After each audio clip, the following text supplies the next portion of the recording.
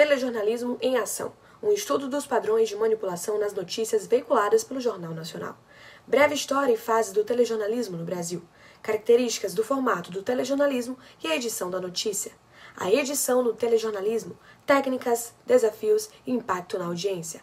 Análise dos padrões de manipulação de Perseu Abramo no Jornal Nacional. Tudo isso você descobre hoje no Uniaselv Educa.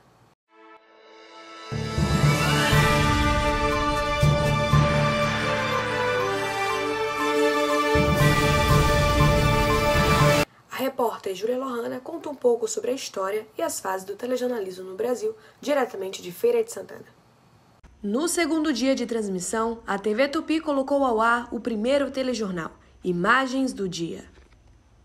Durante todo o dia e toda a madrugada de segunda-feira, o Palácio do Catete vive os momentos culminantes da crise político-militar que teve tão estarrecedor epílogo na manhã de ontem. A reportagem de Imagens do Dia, apostos focalizando os momentos históricos, dá plantão em frente à Polícia Central do Rio de Janeiro. Muitos discutem quem foi o primeiro apresentador do telejornal. Maurício Loureiro Gama sempre defendeu seu mérito de pioneiro. No dia seguinte à inauguração, eu fiz um programa realmente, do ponto de vista técnico, saiu perfeito. Saiu perfeito porque estava todo redigido. E eu decorei um pouco. Eu sei que a repercussão foi muito boa. À noite o doutor Assis Chateaubriand mandou me chamar. Disse, com quem o senhor estudou televisão?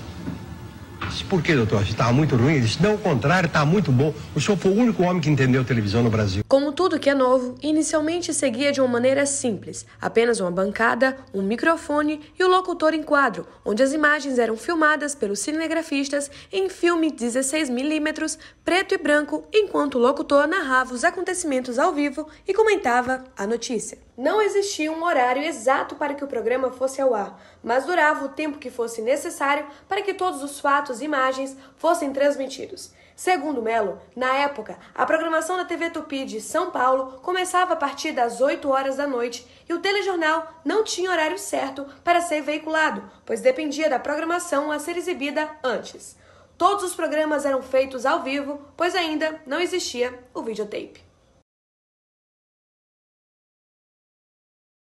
Mas o primeiro telejornal de sucesso da TV foi o Repórter Esso, considerado um marco do telejornal na história da televisão brasileira, tendo transmissão primeiramente na Tupi do Rio de Janeiro, apresentado por Gontijo Teodoro, e depois, em 1953, passa a ser transmitido pela Tupi de São Paulo. Referente às fases do telejornalismo brasileiro, Resende aponta 7. A primeira se dá entre os anos de 1950 e 1960, marcada pela influência dos noticiários radiofônicos e do sucesso do Repórter Esso. Na segunda fase, entre 1960 e 1969, veio a busca de uma linguagem própria e a inovação do Jornal da Vanguarda da TV Excelsior. Já na terceira fase, que abrange os anos de 1969 e 1983, apresenta o telejornalismo em rede com a estreia do Jornal Nacional da TV Globo. Entre 1983 e 1990, é categorizada a quarta fase, onde apresenta alternativas para o horário nobre com o Jornal da Manchete. A quinta fase, de 1990 a 1997, se caracteriza pela inovação na ancoragem com a TJ Brasil. A sexta e penúltima fase, entre os anos de 1997 e 2002, foi onde revelou os canais segmentados como o canal de notícias 24 horas Globo News. A sétima fase começa a ser contabilizada de 2002 até os momentos atuais e destaca novos modelos, como a criação do programa jornalístico Profissão Repórter na TV Globo e do programa que misturou informação e entretenimento, o Custe o que Custar, mais conhecido como CQC, da Rede Bandeirantes. O telejornalismo é um formato de comunicação amplamente difundido, caracterizado por diversas particularidades que influenciam diretamente a maneira como as notícias são apresentadas ao público. Veja agora as principais características do formato e como ocorre a edição da notícia. Na redação, produtores e editores discutem sobre que assuntos serão destaques na edição do dia. Um trabalho que depende, acima de tudo, de muita agilidade, tanto na apuração como na execução, mas principalmente na etapa de edição de imagens. Muito grande o volume de material e a agilidade, porque a gente imagina, não, a gente tem 2, 3 horas para montar o jornal. Não, mas você pega o volume de material e acaba sendo um tempo pequeno. Quando você se espanta, o jornal está entrando no ar e você já está com coisa aqui na ilha para fazer. A comunidade é nosso foco principal. E a comunidade encontrou no Hora D um canal, um meio de se sentir representado. Então, ele sabe que, ao ele ligar para o nosso telefone de contato, que é o nosso Zap D, ele sabe que alguém vai atender, que alguém vai dar o valor devido, vai se preocupar pela sua demanda e, na medida do possível, essa demanda vai ser colocada no ar para, na verdade, nós não vamos resolver nada, mas nós vamos possibilitar uma abertura, um canal entre essa comunidade que está necessitando deste serviço público com os gestores públicos. Quais os padrões de manipulação na construção da notícia? Confira a teoria do autor e jornalista Perseu Abramo, agora na reportagem. Uma das principais características, portanto, do jornalismo no Brasil, praticado hoje pela grande imprensa, é o que Perseu Abramo vai chamar, então, de manipulação da informação. Ou seja, a grande imprensa muitas vezes faz somente referência à realidade de modo indireto, ou seja, manipulando a informação, transformando a informação numa forma de também transformar a compreensão da própria realidade.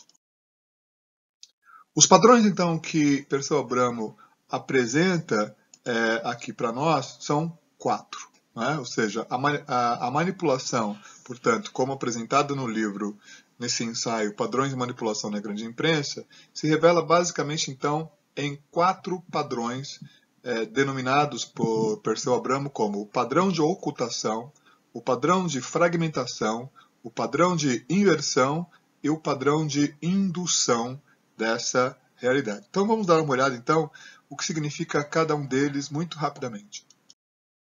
O primeiro padrão, então, o chamado padrão de ocultação, ou seja, que trata de um silêncio, de um total silêncio, ou seja, não se fala, não se comenta, não se publica sobre determinados temas. Determinados temas são completamente silenciados, ausentes, portanto, do debate cotidiano. Nesse padrão, então, se faz uma escolha sobre determinados fatos, que serão chamados de fatos jornalísticos, e fatos que não são de interesse jornalístico. Ou seja, quem define esse interesse é uma pessoa. Né? Não há, portanto, a menor chance de um fato se tornar conhecido do grande público se ele receber o carimbo de um fato não jornalístico. Ou seja, não há, portanto, a menor possibilidade disso ganhar notoriedade, ganhar o espaço se ele tiver o carimbo de fato não jornalístico. O segundo padrão é o padrão de fragmentação, ou seja, pelo padrão de fragmentação, a realidade, ou seja, o real, ele é fatiado, ele é fragmentado e a realidade, portanto, muitas vezes perde a conexão básica e fica, então, desconexa. Ou seja, há uma seleção de determinados aspectos, né, e também uma certa descontextualização do fato. Ou seja, ele é fragmentado, descontextualizado e ele é selecionado como ele será apresentado, dificultando, portanto, a compreensão sobre o fato. O outro padrão é o chamado padrão de inversão, como a gente pode ver aqui. Ou seja, os elementos secundários do fato são apresentados como os elementos mais importantes, principal. E o texto passa a ser mais importante do que o próprio fato. Ou seja, a versão do fato torna-se o fato. E a opinião de quem produz o texto se torna a própria informação. Ou seja, a opinião ela passa a ser a própria informação mais importante do que o próprio fato. Há uma inversão, portanto, naquilo que se é apresentado sobre a realidade. O quarto e último padrão apresentado nesse ensaio do Perseu Abramo é o padrão de indução, em que o leitor ele é levado, induzido, a ver o mundo não como ele é, não como o mundo se apresenta, mas como querem que o mundo seja visto. Ou seja, isto é feito por um meio de combinação dos padrões anteriores, o padrão de ocultação, fragmentação e inversão, e aqui se induz a uma determinada leitura e compreensão de um determinado fato, como ele deve ser apresentado. Encerramos aqui mais uma edição do Uniaselv Educa. Boa noite e até amanhã.